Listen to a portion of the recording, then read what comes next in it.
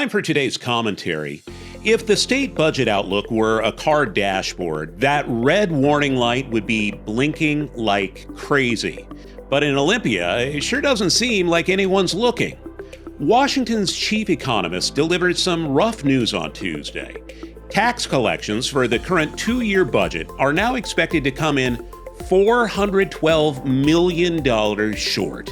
Over the next 4 years, we're expected to be over $900 million short. Here's the thing. Revenues are still growing by nearly 11% in our state. We're taking in more tax money than ever. So why are we in the hole? Because we're spending even faster.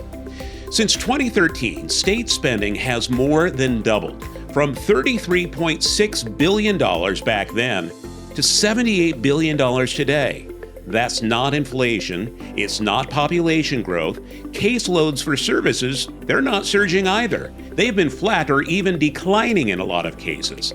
It's just more spending.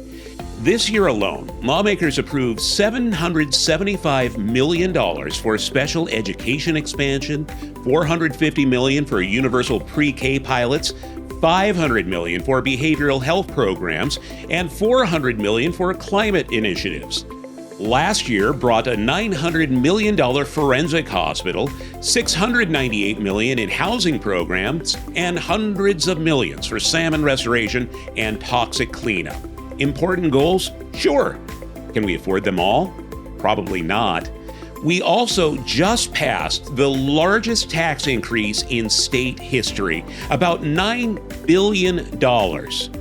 And then revenue projections started falling. That's what happens when you raise taxes into a slowdown. Businesses adjust, people change behavior, and the economy pulls back. And the state economy isn't exactly humming. We lost over 13,000 jobs in August. Unemployment is ticking up. Consumer confidence is slipping. Home sales are down.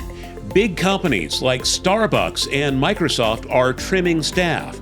Moody's even just put Washington on its high-risk list for recession.